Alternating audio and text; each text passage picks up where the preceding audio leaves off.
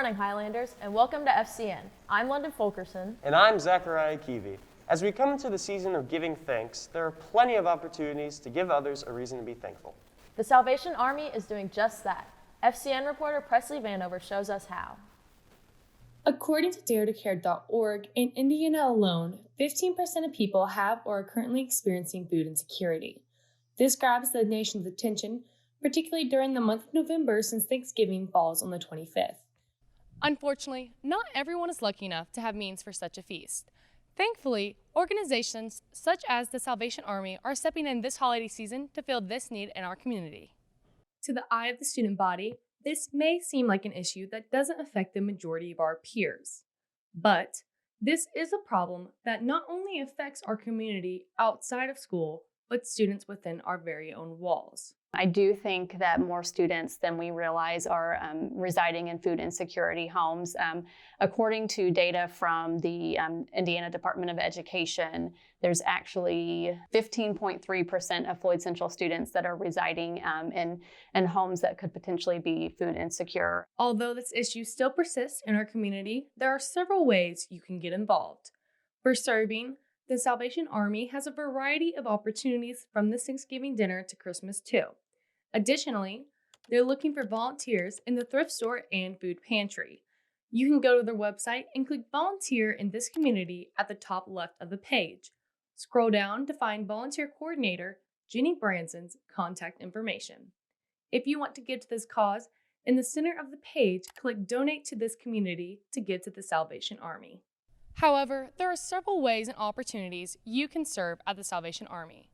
To learn more about this information, go to salvationarmy.org/NewAlbany/ways to give. Reporting for Floyd Central News, I'm Presley Vanover.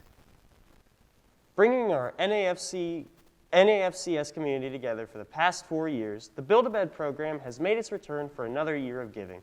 Mila Tissandier gets a behind-the-scenes look at just how much goes into preparing for this event.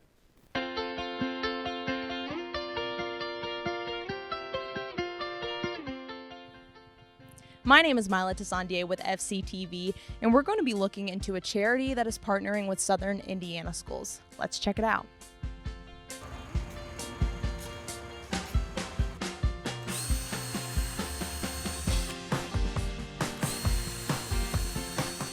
I am here at Prosser Career Education Center in New Albany, Indiana. Now, you probably have two questions in mind. First one being, what exactly are we looking at? Well, these seniors are prepping the supplies and tools that will be used to create a bed, but it's not just any bed. They are doing this through a program made by Metro United Way called Build-A-Bed. Now your second question may be, what is Build-A-Bed? Build-A-Bed is a program from Metro United Way providing beds for students who are experiencing bedlessness. Over the 4 years that New Albany Floyd County has been involved with the Build-A-Bed program, we've been able to provide almost 300 beds for students within our corporation. Every school in our school district has had some student helped by the Build-A-Bed program. After learning about what Build-A-Bed is, we talked to Brad Spine about the details that go into prepping these beds for their build date. Okay, so a lot goes into the preparation for these builds to get built.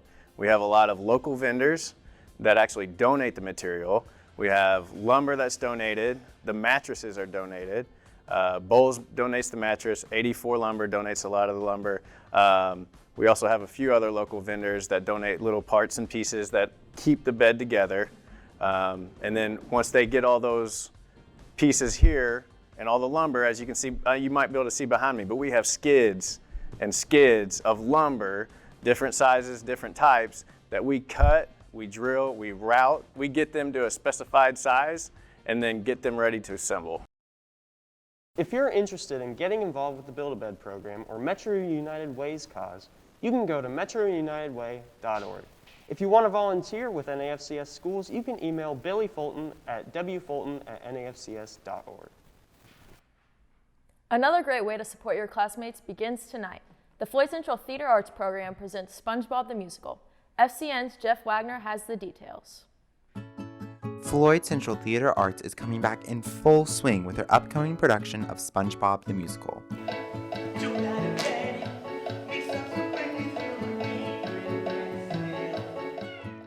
The musical follows the citizens of Bikini Bottom as they face the threat of an erupting volcano. My name is Miss Chalfont, and I am the director of the SpongeBob musical.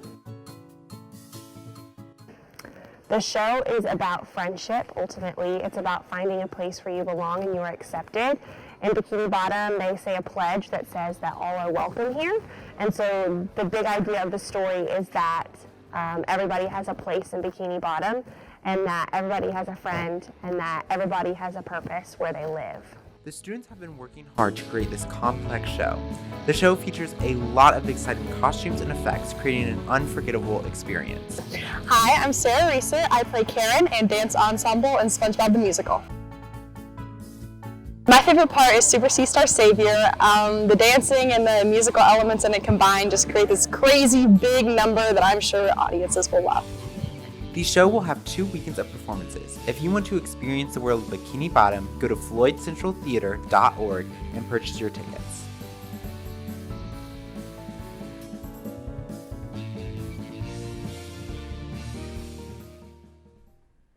While the event runs through November 14th, tickets are selling fast. Be sure to make your reservations early to get a seat.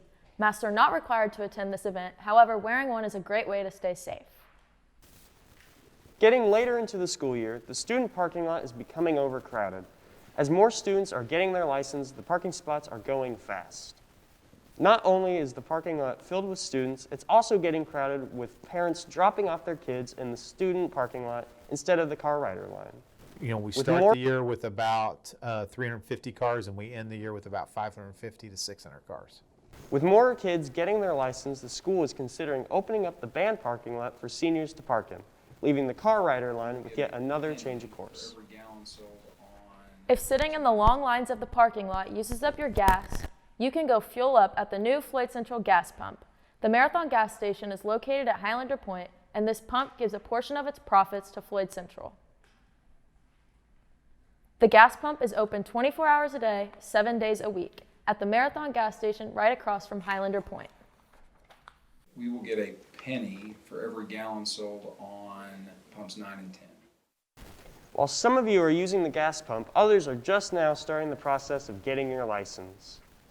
The driver's education program here at Floyd Central can be a great way to get a head start. Participants in the program get real hands-on experience behind the wheel, and many students have found it extremely helpful. It allowed me to get a lot more driving experience in, and I can now get my license sooner than I would have been able to otherwise. If you would like more information or are interested in signing up, registration packets can be found in the bookstore. The PTO raises money to uplift students and teachers with school spirit. They raise their money through fun activities and events.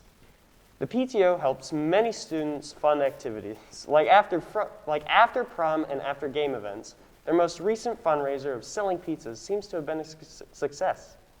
Here at Floyd Central, the PTO's goal is to support students and teachers and to provide them with additional resources to improve the school's performance. They accomplish this through parent involvement, which includes fundraising. Recently, they completed their Fall Little Caesars Pizza fundraiser. Students were encouraged to go online and order a variety of Little Caesars products, including bake-at-home pizzas. Aiming to provide fun events for students and resources for teachers, the PTO again experienced relative success despite the ongoing pandemic and unusual school environment. We do know that we sold 73 kits, and one kit would involve 3 pizzas to make at home with all the sauces and the fixings. We earned $6 from each of those kits that we did sell. This year, funds are going towards fun and exciting events for students, plus resources and treats for teachers. During some lunches this year, the PTO will have games, giveaways, and other activities for students to participate in for a chance to win prizes. For juniors and seniors, the PTO also helps with after prom. Meanwhile, teachers are getting a visit from the PTO's party cart on one Friday each month. It provides them with Friday treats, including various drinks and snacks. Pizzas sold during the fundraiser are expected to arrive within 7 days of your order. Participants should expect them to be delivered directly to their home by FedEx. They come packed on ice to keep them cool, even if you aren't home at the time of delivery. This ensures their freshness and quality. Once delivered, pizzas can be refrigerated or frozen, depending on when they are going to be baked. This ensures that all customers can enjoy fresh pizzas while still supporting Floyd Central's PTO and their current projects. The PTO is also selling blankets as a part of their fundraiser, if you want to support your school and bundle up these cold times. You can find more information about this by visiting the school's website. We'll be right back with a look at weather. Hi, I'm Cooper Smith, and I'm a sophomore at Wabash College. I'm studying political science, history, and Spanish. And from the IB program, which is a serious challenge, it's also a very rewarding program. You'll see benefits in high school, in college, and far beyond. IB is the International Baccalaureate Diploma. It is a 2-year course that takes place during your junior and senior year of high school. It requires you to complete 6 courses in 5 different categories. Group 1 would be like your regular English class. Group 2 would be your world language. Group 3 is the social studies group of classes, including psychology, economics, history, those sorts of things. Group 4 are your sciences. Group 5 is your math. And then you can either choose to do something else from one of those 5 or continue with a group 6, which would be the arts, and that includes visual arts, music, fine arts, film, dance, theater, those sorts of things. Look, I get it. IB is scary. It's going to be time consuming, and it's going to be one of the biggest challenges, especially academic challenges, that you may have faced. But it is definitely worth it. If you did not go through, I feel as if you did not go through the program or any program in general and you didn't need help, that's a sign that you're not being challenged. I can tell you right now, through school I'm doing great, but there's no doubt that I've had struggles through it. I've always had to work hard, and that's exactly what I had to do in the program. One of the courses that I found challenging, and it's also a course that is often overlooked, is the Theory of Knowledge course, also called TOK. Get used to the acronyms with the IB program. TOK is an epistemology class, which is just a fancy academic word for researching how we know what we know. And really, in TOK, you discuss and learn about really everything about everything. You discuss any topic, current or historical, from a multitude of perspectives, not just American-centric. And you'll find that you will have to defend your positions on issues, and your positions will change over time. And that's exactly what TOK is about. A big side of IB, I think, is understanding that the credits are going to transfer, and they're going to transfer to almost every school that accepts AP. If a school accepts AP, it's pretty much going to accept IB, and they're going to transfer in a pretty similar way. Doing the IB diploma, number 1, helps prepare you for that type of liberal arts education. In addition to that, it gives you a well-roundedness for when you start college, so that you have a little bit of an idea of what you like and what you don't like. Stick through it. There's gonna be hard times. I know I've definitely thought about dropping it because there's so many other people around me that are like taking the easy way out, or they're doing easier classes. But like, if you stick with this, it's going to be so rewarding when you get that piece of paper, first of all, the literal diploma, but just being able to come into whatever college you go to, if you go to a university, and having that amount of credits, having just kind of that background experience, because a lot of people are not gonna have that. If you're thinking about how IB is going to affect you beyond high school, I think one of the important things to think about is how credits are going to affect you. And you may be able to graduate early, pay a lot less for school, or you can start working on higher degrees earlier. The skills you develop in the IB program, specifically reading, researching, writing, and communicative and collaborational skills, those translate in high school throughout all of your classes, whether IB or not. But also, those skills help you apply for college. And those skills help you succeed in college. You'll find often that you and your IB peers are succeeding well beyond what a lot of your classmates are. But even after college, the IB skills that focus on reading, research, and communication, those skills really help you in any career field. IB isn't just for humanities or liberal arts students. IB is for anyone looking for a challenge.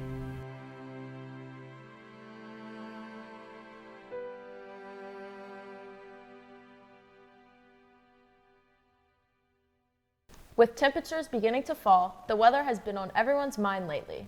FCN's Kylie Moore joins us to let us know just how many layers we're going to need this weekend. Thanks, Zachariah. Well, it is a beautiful Friday morning outside, but it is a little bit on the chillier side, given that we've had already 2 frosts this week. But allergies, they're not looking too bad. We have allergies levels are really low, Friday, Saturday, and Sunday this weekend are all going to be levels of 1, but of course the top allergens is ragweed.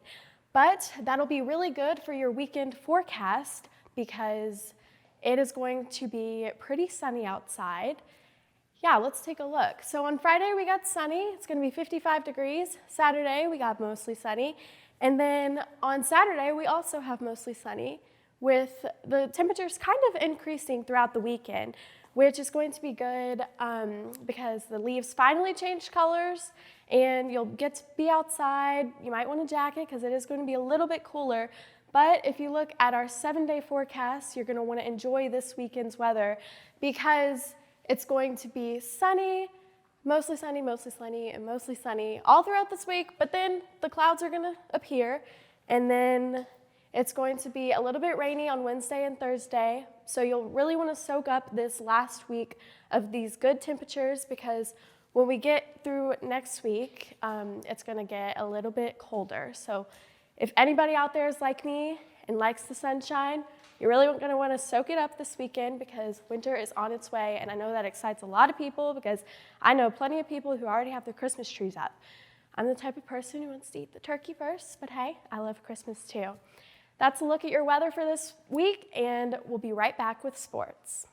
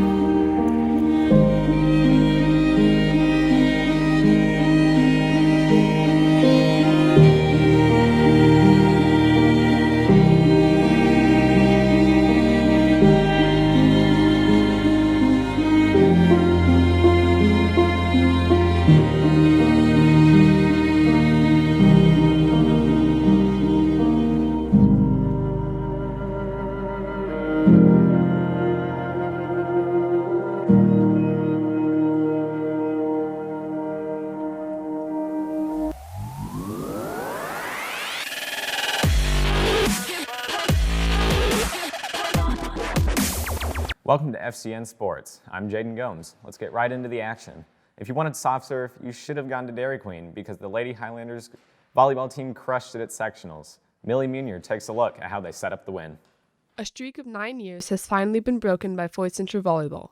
On October 16th, Floyd Central beat Providence to win the sectional title in a very close match. It went to 5 sets with very close scores each set. This victory gave Floyd Central their 20th sectional title, but their first since 2016 and their first win over Providence in 9 years. It was about getting a mentality to beat them, especially on their home court. Very exciting. The kids were just out of their minds after that last point.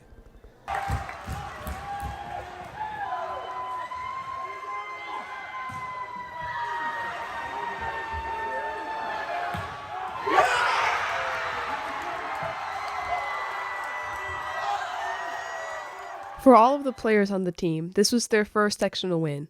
One of those players is Keegan Kaiser, who got to end her high school career on a high note. Beating Providence was honestly like no other. That was one of the main reasons we won, was because we all worked together in that instant. It was just a really big win for us, and that was a really big opportunity. Of course, any big win comes with a lot of practice and hard work. Floyd Central definitely put in all that work between practices, conditioning, and previous matches leading up to the sectional championship. We play a tough tournament at the end of the season at Carmel, and we actually won it this year, which gave us a big momentum change, gave us a confidence boost. And when we went into those sectional games, even the first and second sectional games, I knew we were on top of our game. Along with lots of hard work on the court, the girls also put in a lot of hard work off the court. As a team, we did a lot of team bonding preseason and during season, even in postseason. We had different team bonding opportunities. Before the sectional game, we actually came over to my house and we all listened to motivational speeches, and we got really hyped for the game. Floyd Central Volleyball had a great season this year with an overall record of 22-12, and we look forward to seeing them back on the court next fall. As we can see, a close game did not stop the Lady Highlanders from bringing home the win. With their 9 years of hard work, the Highlanders took back the Providence crown while picking up their 20th sectional win. Just be natural. This is the advice probably given to the marching band as they make their way to state. Just recently, the band performed at the Bands of America Super Regional, placing 20th out of 63, their third highest score in history. Shortly following, they performed at Semi-State, located at Ben Davis, receiving a gold with advancement to state. Assistant Director Briston Hatchell says that students were willing to step up to the challenge. You know, when students graduate, other students step up, and then they really have a role in the process.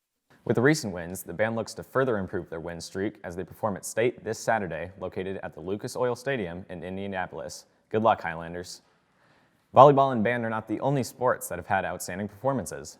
Boys cross country made a run for it as they took their 22nd sectional title and 21st regional title this year. Even though they lost 6 seniors in the past year, the team was able to fill those shoes as they grabbed the wins. Let's see how they did it. That's a sound the boys cross country team is all too familiar with all the races they've been in this season. The most notable being sectionals and regionals. They took home their 22nd sectionals and 21st regional title this year. We interviewed the coach, Mr. Corte, about what he thought of their performances and compared to years past. We've done a really good job this year with the guys performing well, at least in the last end of the season here in the tournament. You know, we just finished semi-state and we got third, which was a really, really good performance for us. We got second last year, but we lost 6 seniors. 6 out of the top 10 runners were seniors, so ideally we would have been really, really down this year. And instead, everybody stepped up and really performed when it counts.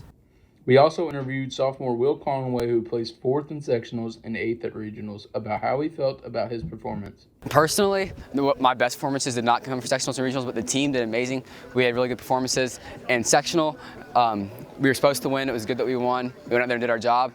Regional, we were the favorite, but Jasper was close behind us. Went out there once again. Everybody did their job. We came out with a 13-point win over Jasper. And it was just good to get a repeat on a regional for like the 4th time in a row. Preparing the right way is also important, and Mr. Corte tells us how he's been preparing the team. We don't change much. You know, we have a couple different stages in our training, and then when we've gotten to the last stage, which we'll call postseason, you know, we've just altered a couple things. Like one of them is we're doing workouts on different days and just slightly different workouts, and we dropped the mileage a bit to freshen everybody up.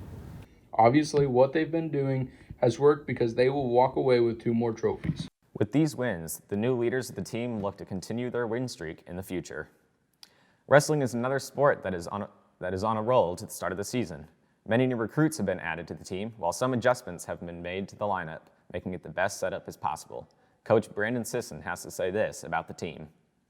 We don't 100% know what the lineup is just yet, but there's definitely some guys that will step up and be contributing to the team this year. That's your look at sports. We'll be right back with more FCN.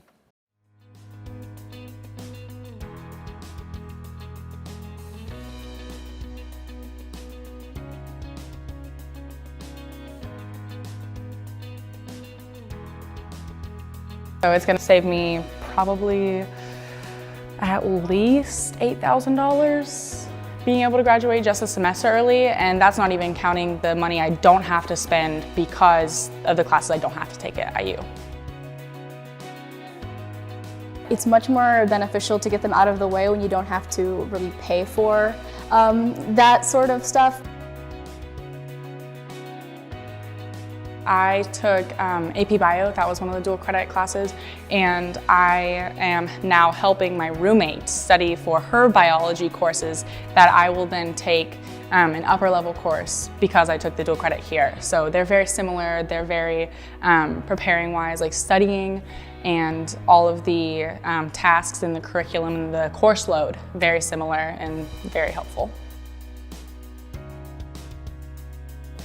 I would definitely say that the teachers that teach the dual credit classes are very, very passionate, and they really want you to succeed, and they want to see that they made a difference in high school that's carried you through college, and that's certainly something that I didn't expect to see, and that's something that I really saw. It's so much better to take dual credit classes in high school because they're difficult. Like, school is hard, like that's just a known rule, but it's so much harder in college because especially at a large campus like IU, you have way less connection with your peers because you're in 300 plus lecture halls and you have way less connection with a professor. And here at Floyd Central at least, there is a very one-on-one communication. They are always willing to help you, your peers and the teaching staff, it's really great.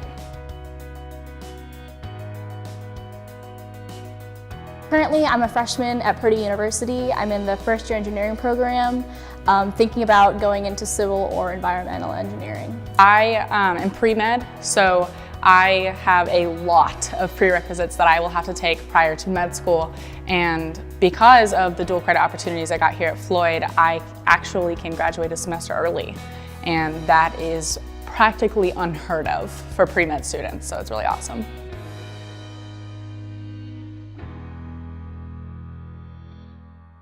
Isn't the only one with tough competition right now.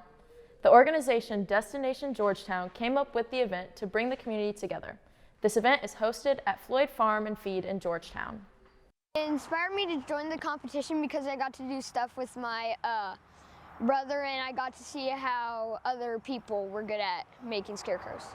I think kids and both adults enjoy creating scarecrows, and hopefully we get to keep this thing going for many years to come. Well, thank you, and we're going to take one last look at weather. So the 3-day weekend forecast is going to be really sunny outside. This is definitely going to be the last weekend probably that it's going to be really some pretty good temperatures before we go into the winter season. So you're definitely going to want to take advantage of that. Get outside if you have any college Saturday football games you're going to, or if you want to check out all the leaves that have finally changed into those beautiful colors. This is definitely going to be the weekend you're going to want to do it, so make sure you get outside and stay safe, and that is your look at weather. From ways to help others through the holidays, SpongeBob the Musical, big wins in sports, and this weekend's forecast, thank you for joining us.